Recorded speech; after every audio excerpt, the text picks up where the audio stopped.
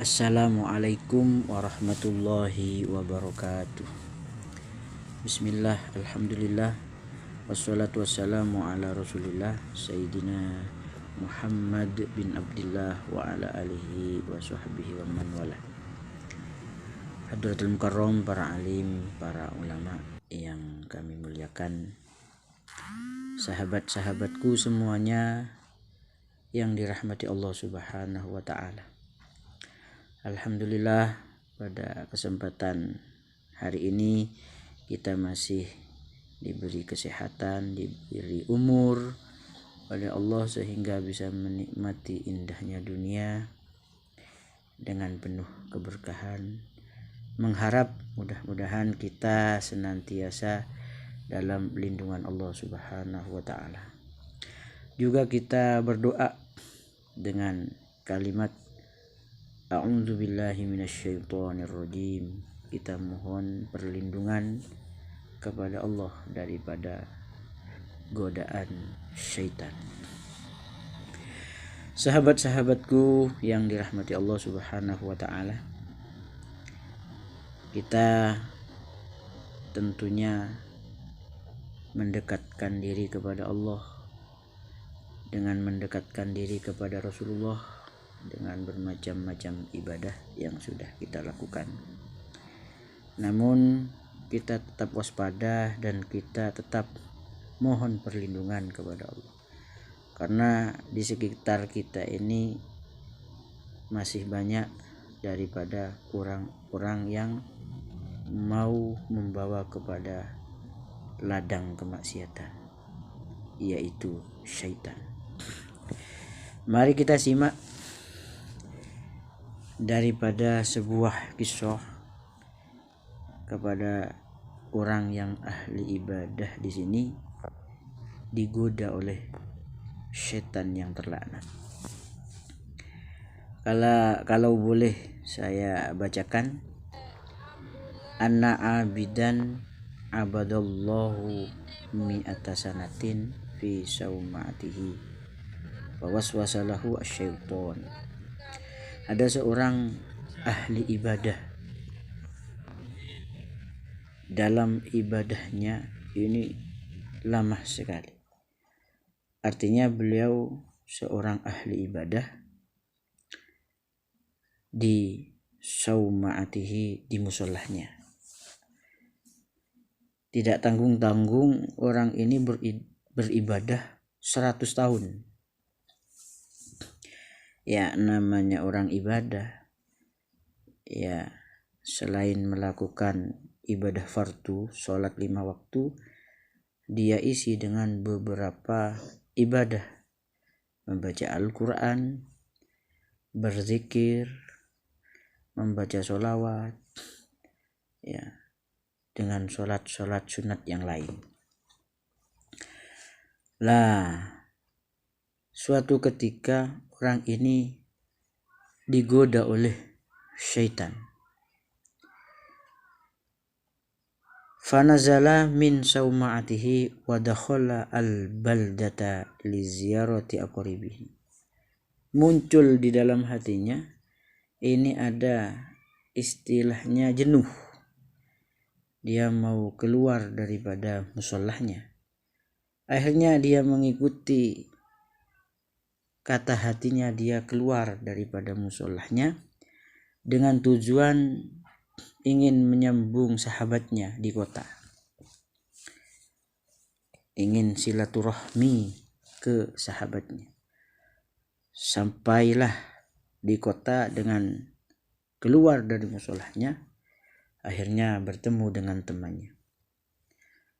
Ketika bertemu dengan temannya, akhirnya diajak masuk ke rumahnya, curhat bahwasanya saya begini.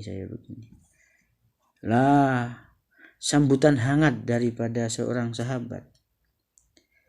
Dia mengatakan, saya siap untuk membantu sampean dalam hal kesulitannya.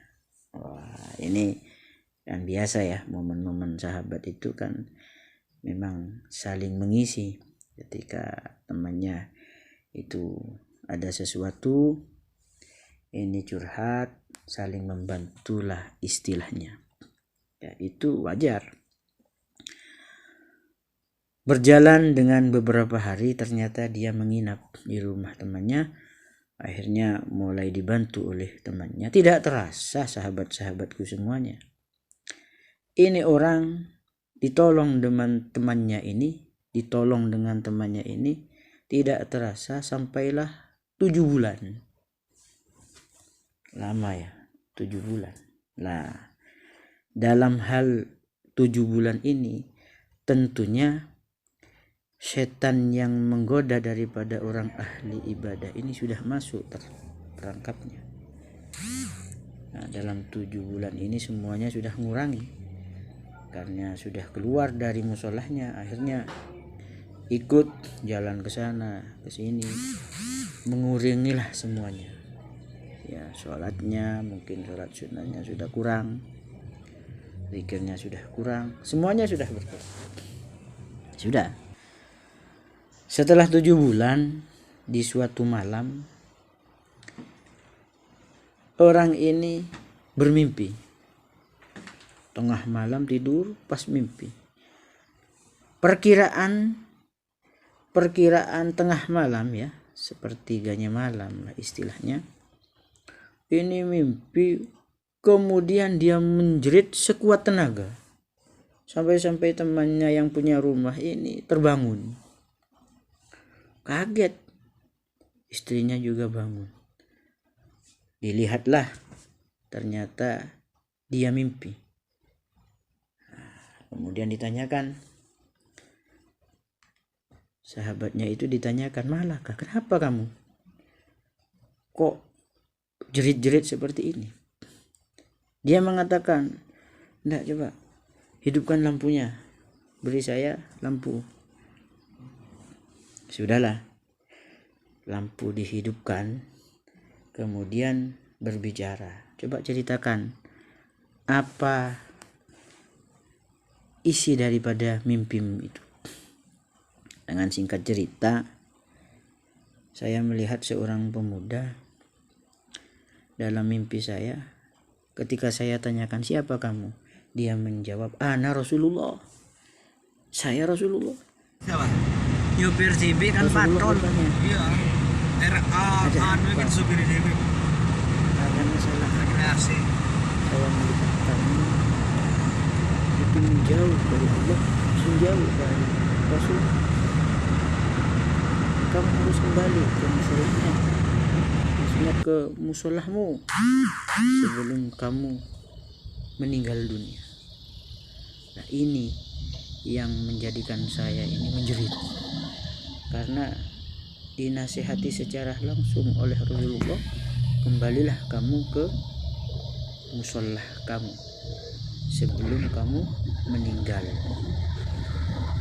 Sudah, dengan keadaan seperti itu, waktu itu langsung semua bajunya itu diambil, dimasukkan ke dalam tas. Dia mau pulang tengah malam, karena wiruh hatinya itu langsung diberi nasihat oleh Rasulullah.